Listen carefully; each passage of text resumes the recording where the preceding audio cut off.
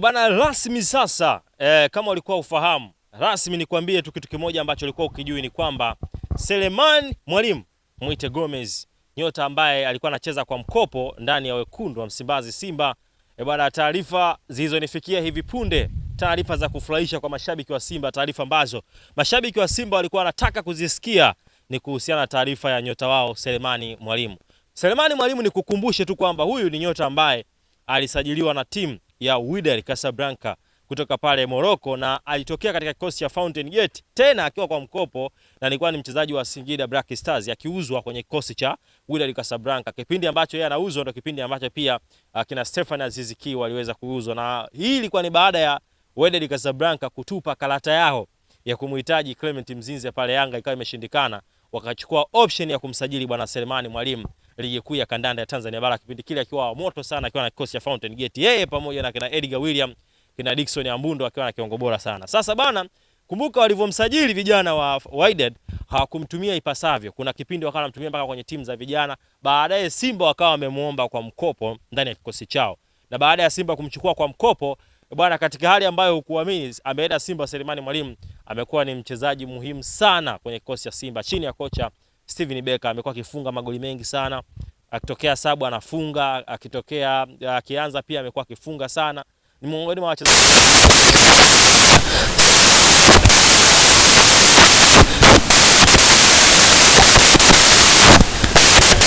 bwana Selemani Mwalimu arejee haraka sana Wydad Casablanca kwa ajili ya kuendelea kuitumikia timu yake ya zamani ambayo ndio timu ambayo iliweza kumsajili hapa Tanzania. Lakini Simba Sports Club wakawa wanaulizia uwezekano wa kumpata tena kwa mkopo bwana Selemani Mwalimu. Na taarifa za hivi leo zilizotoka kutoka vyanzo vyangu vya pale Morocco zinaeleza kwamba tayari Wydad Casablanca wamewakubalia Simba Selemani Mwalimu aendelee kusalia kwa mkopo wa mwaka mmoja ndani ya klabu hiyo, na wanaamini ataendelea kupata nafasi na kuwa bora zaidi pengine kuelekea msimu unaokuja. Sasa taarifa zikufikie, Selemani Mwalimu anasalia Simba, haondoki tena. Wale ambao walikuwa wanasema Selemani anaondoka bwana, sasa taarifa zikufikie kwamba rasmi nakupa hizi za ndani za uhakika kabisa kwamba Selemani Mwalimu anasalia Simba kwa mwaka mmoja wa mkopo kutoka Wydad Casablanca. Ni miongoni mwa wachezaji ambao wamekuwa bora sana kwa msimu uliopita. Kumbuka Simba walikuwa washaanza kutafuta mbadala mwingine katika eneo namba 9 kwa upande wa washambuliaji wazawa, na miongoni mwa wachezaji ambao walikuwa wanamtarget alikuwa ni Abdul Suleiman Sob wa Azam FC, lakini imeonekana ngoma ya Azam imekuwa ngumu sana kumwachia Sob.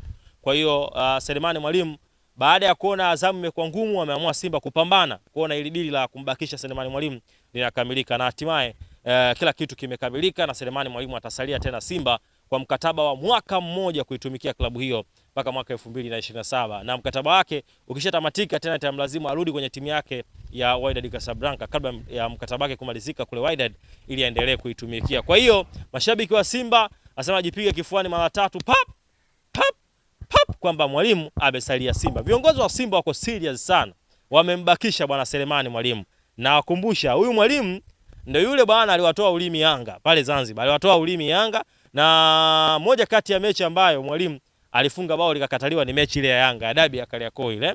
Alifunga bao likawa bao la kukataliwa, ambalo bao lile pengine kama lingesimama basi Simba inawezekana wangekuwa wamevuna alama 3 katika ule mchezo wa dabi ya Kariakoo. Kwa hiyo bwana Selemani Mwalimu amesalia Simba kwa ajili ya kuendelea kuongeza ubora wake alionao. Kumbuka pia Simba wana mshambuliaji anaitwa Baraka Mwangosi, walimsajili kutoka pale Mbeya, na mchezaji huyu toka amesajiliwa imekuwa ngumu sana kupata nafasi hasa kwa washambuliaji wazawa, lakini yeye mwenyewe Selemani Mwalimu amekuwa akipambana sana na namba. Nakumbuka kocha Steven Becker amekuwa akilalamika kwamba anataka mshambuliaji wa kati. Anamuona Selemani Mwalimu ni mshambuliaji mzuri, lakini bado hatoshi kuwa mikoba ya timu kwamba ni yeye awe mshambuliaji kinara peke yake. Ndio maana ukiangalia msimu uliopita bwana Steven Becker alikuwa anamtumia wakati mwingine Elim Panzu kama namba 9 ili kumsaidia majukumu Selemani Mwalimu, kwa sababu kwenye mechi kubwa ambazo anahitaji maamuzi alikuwa anahitaji force namba 9 ambaye ana uwezo kwa disturb mabeki katika eneo la namba 9 na mwisho wa siku aweze kuidominate game.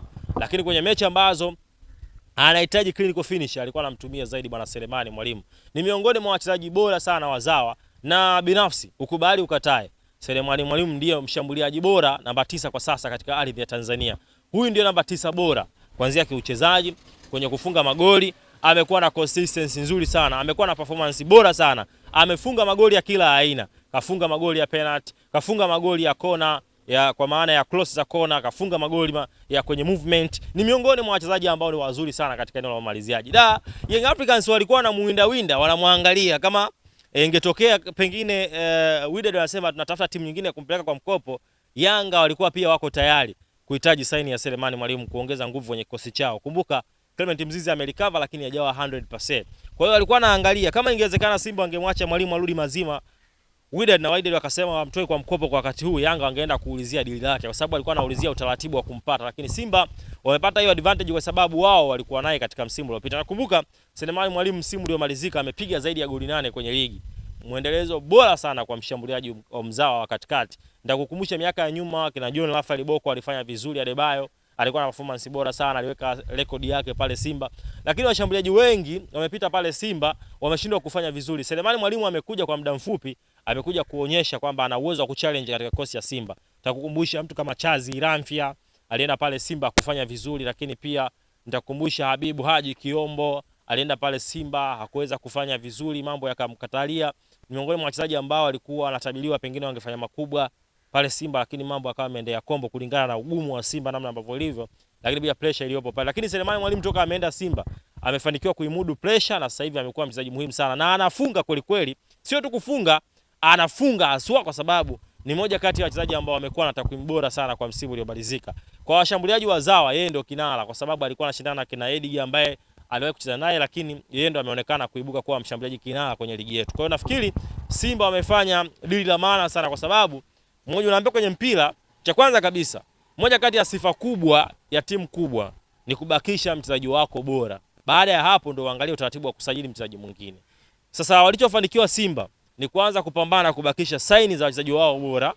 Baada ya hapo ndo waangalie utaratibu wa kusajili wachezaji wengine. Kwa upande wa wazawa msimu huu kumbuka imetolewa na shirikisho la mpira kwamba sajili wachezaji 40.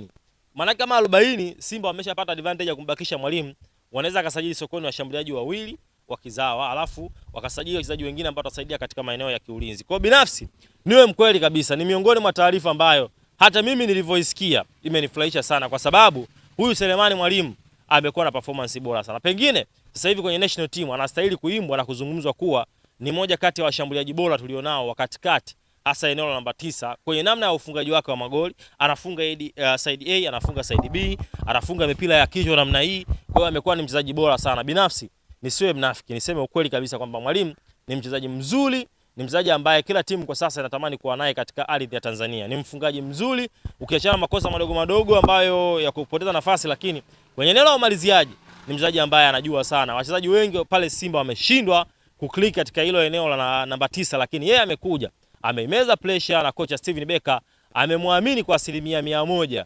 Hatimaye ameweza kumuonyesha kile kilicho bora na hatimaye sasa hivi Simba wamefanikiwa tena kumbakisha kwa mkopo wa mwaka mmoja. Wydad inaonekana wako serious sana, wanahitaji kuongeza mashine zingine bora katika msimu ujao. Hivyo Mwalimu amemwona pengine inaweza kawa ngumu kupata namba bora, wamwache Simba aendelee kupata malisho ili mwisho wa siku akikamilika waweze kumchukua na kwenda kumtumia. Kwa hiyo Simba hili ni dili ambalo wamefanikisha lakini hawajatumia gharama nyingi. Ni moja kati ya usajili bora kwa wachezaji wa kizawa kwangu mimi kumbakisha mchezaji ambaye alikuwa na kiwango bora katika msimu uliopita. So tusubiri tuone bwana Selemani Mwalimu msimu ujao kama anaweza akafunga magoli mengi zaidi kuliko aliyofunga msimu. Na mimi niwe mkweli, namuona Selemani Mwalimu msimu ujao kama akitulia vizuri na aina ya wachezaji ambao Simba wanasajili, anaweza akapiga zaidi ya goli 20 akiwa na Simba. Ana uwezo kabisa kupiga goli 20 kwa sababu uwezo anao wa kufunga, ni mchezaji mzuri, anaweza kufanya movement, kwa hiyo 20 anaweza kufikisha. Kikubwa tu ni